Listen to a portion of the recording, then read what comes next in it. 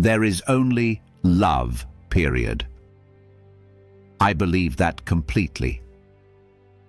And Christopher Nolan, one of the most scientifically rigorous filmmakers working today, spent nearly 3 hours and a $200 million budget making a film that arrives at exactly the same conclusion, not from a place of faith, from physics.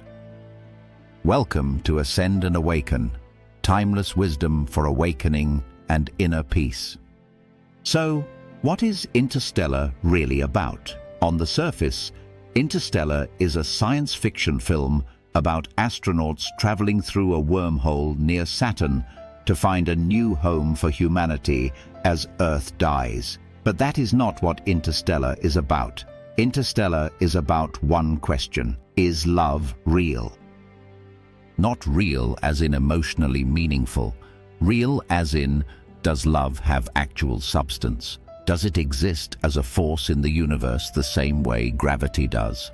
Does it operate across dimensions the way light operates across space? Christopher Nolan spends the entire film building the scientific case for a yes. And the answer the film arrives at, through quantum physics, through black holes, through the fifth dimension, through a father and a daughter separated by decades and light years, is the same answer the mystics have been giving for centuries. Love is not something we invented. Love is the fabric of what is. There is a scene midway through the film that stops everything. Cooper, the pragmatic engineer, the rational scientist, dismisses love as biology, as social utility, as chemistry, and Dr. Brand says something that the rest of the film then proves true. Love isn't something that we invented. It's observable and powerful. It has to mean something. Maybe it means something more.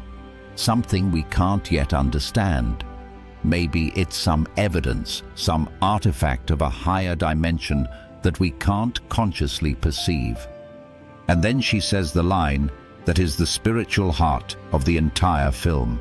Love is the one thing we're capable of perceiving that transcends dimensions of time and space. Maybe we should trust that, even if we can't understand it. Cooper dismisses her. The film proves her right. Here is where Interstellar does something no other mainstream film has ever done. It takes love seriously as a cosmological force. In the film's climax, Cooper falls into the black hole Gargantua and finds himself inside a tesseract, a 5-dimensional structure built by beings who exist beyond our perception of time and space. Inside this structure, time does not flow like a river in one direction. It is a landscape. Every moment that ever existed, past, present, and future, exists simultaneously. And how does Cooper navigate this impossible space? Not with science, not with technology, with love. It was Cooper's love for Murph that allowed him to cross time and space and communicate with her. Love, like gravity, moves across time and dimensions. The watch, the books falling from the shelf, the dust moving in patterns, the message encoded across decades, all of it made possible by one force, love, not as a metaphor, in this film, as literal physics. Now, here is where Interstellar stops being a science fiction film and becomes something the ancient wisdom traditions have been pointing to for centuries. A Course in Miracles says that love is the only reality. Everything else, including fear, separation, and the endless noise of the ego, is merely an illusion. At its deepest level, there is only love expressing itself in infinite forms. The Way of Mastery says the same thing, that we are love, that the universe is love, that every moment of genuine connection between parent and child, between souls, between the human heart and God, is love recognizing itself. The Desert Fathers found it in silence. Meister Eckhart found it in the ground of the soul. Rumi found it in the wound where the light enters. And Christopher Nolan found it, perhaps without fully realizing what he was pointing to, in a black hole in the year 2067. They are all saying the same thing. There is only love. What makes Interstellar land so deeply is not the physics. It is the father and the daughter. Cooper leaves Murph as a child.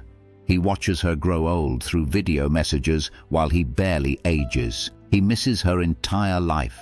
He carries the weight of that absence across galaxies. And she carries him with her, angry, grieving, and loving him anyway. Despite her bitterness at him for leaving, she still carries memories of him, so poignantly shown by the fact she's almost always wearing his jacket years after he's gone. She fondles the watch he left her lovingly and remembers him deeply.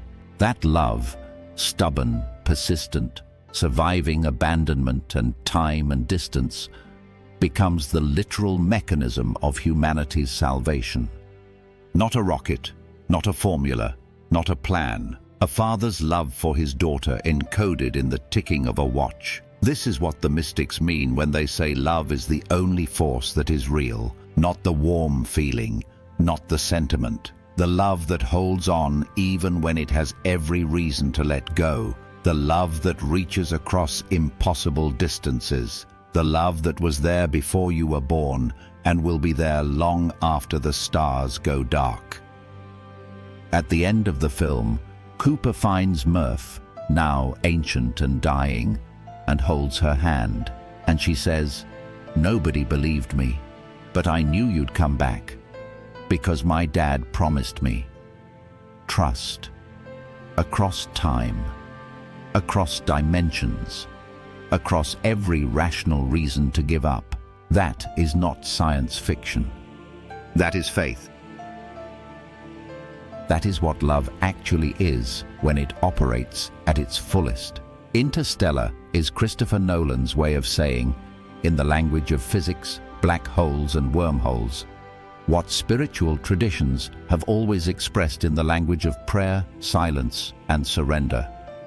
Love is not an emotion you feel on good days. Love is the ground of reality itself. It transcends time. It transcends space. It transcends dimensions. There is only love, period. Today's invitation is simple. Think of one person, living or gone, whose love has reached you across an impossible distance, across years of silence, across grief, across time. And notice that love is still here, still operating, still real. Because love, as Interstellar quietly insists and the mystics have always known, never stops being real. Thank you for spending this time with me here on Ascend and Awaken. Share in the comments. Has love ever reached you across what felt like an impossible distance? I would genuinely love to hear your story. If Ascend and Awaken supports your journey, consider subscribing for more reflections on timeless wisdom, spiritual awakening, and inner peace. Peace, love, and light to you on your spiritual journey.